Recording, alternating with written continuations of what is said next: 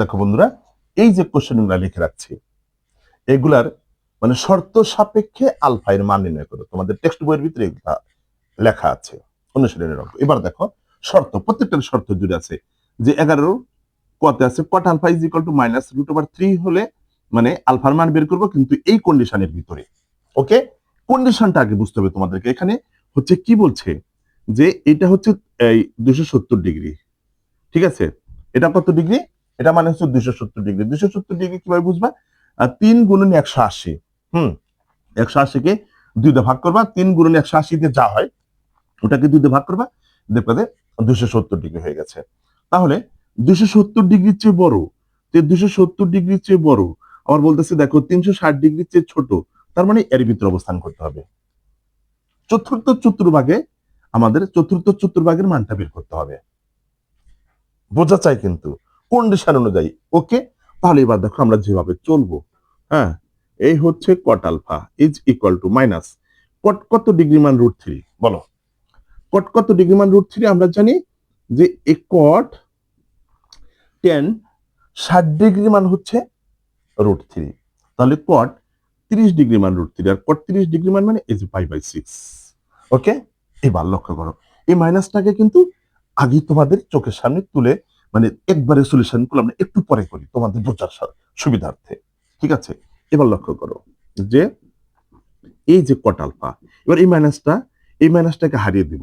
ঠিক আছে, মাইনাসটা কোন ঘরে আছে বলো? সেকেন্ড কোয়াড্রেন্ট, আর চতুর্থ কোয়াড্রেন্ট হচ্ছে আমাদের কট মাইনাস নেগেটিভ। তো এখন ওরা বলে দিয়েছে দেখো তোমরা দ্বিতীয় চতুর্ভাগের মানটা বের করো না, বের করবা হচ্ছে চতুর্থ চতুর্ভাগের মান। এই যে কন্ডিশনে বলে দিয়েছে, নইলে কিন্তু এখানে যদি কিছু না থাকতো মাইনাসের জন্য আমরা দুইটা মান বের করা লাগতো, একটা হচ্ছে দ্বিতীয় চতুর্ভাগ, একটা হচ্ছে চতুর্থ চতুর্ভাগ, কিন্তু ওরা কন্ডিশনে বলে দিয়েছে তোমরা শুধু একটা চতুর্ভাগের মান বের করো। ঠিক আছে, দেখো তাহলে এই যে এই মাইনাসটাকে এবার হারিয়ে দেব। কিভাবে হারিয়ে দেব? এই যে এই π/6টাকে একটু দূরে লিখবা, লেখার পর চতুর্থ চতুর্ভাগে যদি দিতে চাই তাহলে 100% 360 ডিগ্রির সাথে সম্পর্ক জুড়ে দিতে হবে। দিলাম, দেওয়ার পর একটু মাইনাস করলাম, দেখো তার মানে কি প্লাস করলে কিন্তু এই ঘরে আবার চলে যাবে, মাইনাস করার কারণে এই যে এই ঘরে ভাগ করলাম। এই চতুর্থ চতুর্ভাগে এবার আছে আলফার মান, শর্ত সাপেক্ষে বের করো। ওকে, এইবার দেখো কট কট কেটে গেল, আলফা ইজ ইকুয়াল টু এই যে 2π মাইনাস π/6। ওকে, এবার এখানে একটু ক্যালকুলেশন করবা আর লসাগু করবা। লসাগু করলে তাহলে কত হচ্ছে? 6 দুগুণে 12π মাইনাস পাই। ওকে, এবার দেখো তাহলে এই 11π/6 এই হচ্ছে আনসার। কি কথা কি বোঝা যাচ্ছে? এই হচ্ছে আনসার। তাহলে দেখো এইরকম ভাবে এই সব অঙ্ক, যতগুলো অঙ্ক আছে সবটি করা লাগবে, সবটি একই টাইপের অঙ্ক।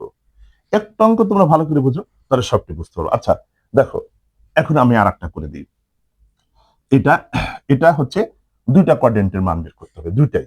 দেখো এই যে 180 ডিগ্রির চেয়ে কি বড়, 360 ডিগ্রির চেয়ে ছোট। আচ্ছা দেখি তোমার মাইনাস আছে, হ্যাঁ, ঘর নাম্বারটা আমরা করে দিই, একবার শেষেরটা দেখো একটু ভালো করে লক্ষ্য করো।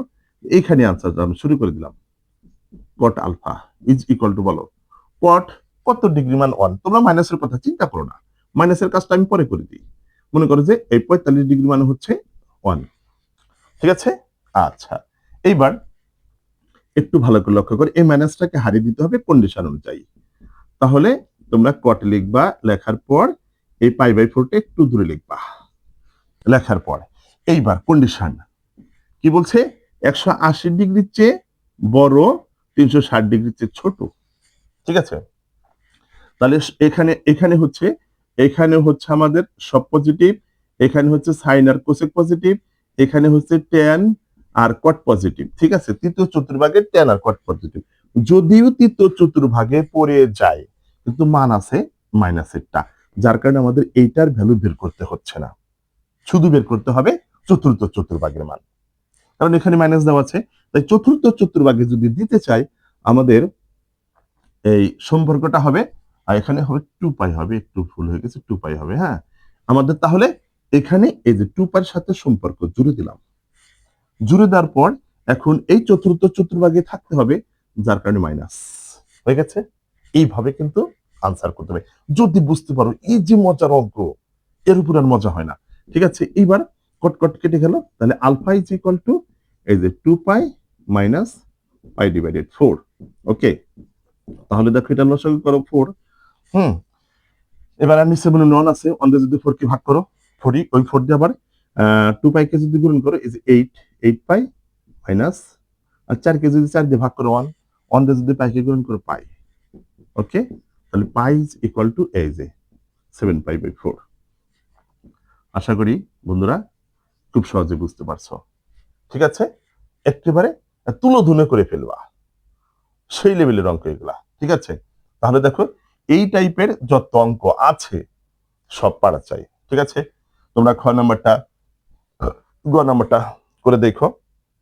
হ্যাঁ, এবার দেখি খ নাম্বারটা হয়তো একটু জাম বাঁচতে পারে। আচ্ছা দেখি খ নাম্বারটা আমি তোমাদের সমাধানটা করে দেওয়ার চেষ্টা করি। হ্যাঁ, এখানে যে যদি আবার অসুবিধা হয়, ওটা মনে হয় দুইটা কোয়াড্রেন্টের মান বের করা লাগতে পারে, যার কারণে আমি তোমাদের একটুটা কষ্ট করে করিয়ে দিই। খ নাম্বারটা কেমন আছে যে cos alpha is equal to minus half.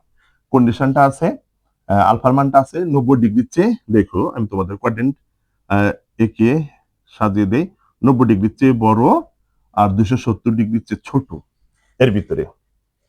ঠিক আছে, তাহলে এখানে হচ্ছে সব পজিটিভ, এখানে সাইন আর কোসেক পজিটিভ, এখানে ট্যান আর কট পজিটিভ কিন্তু।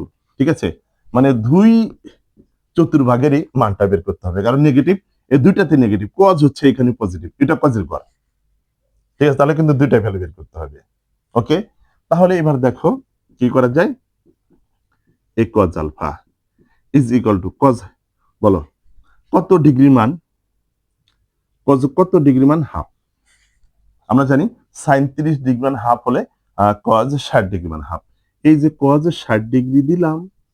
ওকে, এবার এই মাইনাসটাকে হারিয়ে ফেলবা, দেখো একের ওয়াও পদ্ধতিতে কজ লিখবা, লেখার পর এই যে এখানে দ্বিতীয় চতুর্ভাগে আসতে চাই, এরকম করে দিলাম। ঠিক আছে, এবার দেখো তাহলে alpha is equal to pi minus pi divided 3। এবার দেখো আলফা ইজ ইকুয়াল টু, এবার লসাগু করো এই যে 3 পাই বাই 3 পাই মাইনাস পাই। এগুলো মনে হয় তোমাদের বোঝা দেওয়া লাগবে না যে ভগ্নাংশের যোগ বিয়োগ। ঠিক আছে না, একটু ফাস্ট গেলাম। আর যদি না বোঝো বলে দিই, একসময় বলো, আমি ওটার জন্য আলাদা একটা ভিডিও তোমাদের জন্য তৈরি করে দেবো।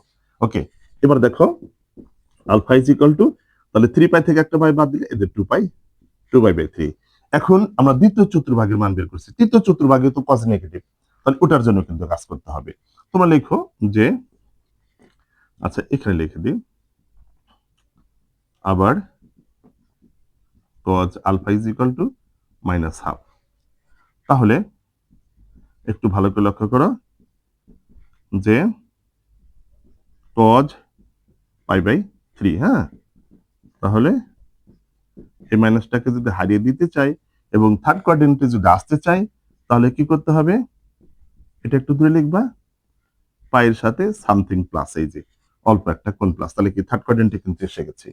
ঠিক আছে, তার মানে alpha is equal to pi plus pi divided 3, তারপরে আলফা ইজ ইকুয়াল টু একবারে লিখে দিলাম 3 পাই আর 1 পাই 4 পাই। হ্যাঁ, 4 পাই বাই 3।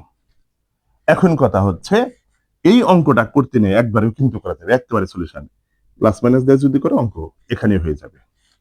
ঠিক আছে, যদি প্লাস মাইনাস দিয়ে করে একেবারে, মানে ওটা যদি বুঝে থাকে যে হ্যাঁ সেকেন্ড কোয়াড্রেন্ট আর থার্ড কোয়াড্রেন্টের মান যদি পেতে চাই, একবার মাইনাস করলে সেকেন্ড কোয়াড্রেন্টে থাকবে আর প্লাস করলে থার্ড কোয়াড্রেন্টে থাকবো। আমি দুইবার ভেঙে ভেঙে করে দিলাম তোমাদের বোঝার সুবিধার্থে। আর প্লাস মাইনাস দিয়ে যদি করো মানে একেবারে মানটা বের হয়ে যাবে। কি ওরা সময় লাগছে না? একটু কষ্ট করে থাকো, অঙ্কটা তো একেবারে সে রসমালাই করে দেব। খালি একটু দেখবা যে হ্যাঁ কি করতেছে আমাদের ফারুক স্যার, কি চক্রাকারে ঘুরতেছে। 8.3 জন্য তোমরা সেরা হয়ে যাবা। নটরডেম পরীক্ষায়, হলিক্রসের ভর্তি পরীক্ষায়, নটরডেম ভর্তি পরীক্ষায় দেখবা এই 8.3 অঙ্ক মাস্ট আসবে। সেই জন্য এইগুলার ঘাটতে থাকা যাবে না। ওকে, আল্লাহ হাফেজ।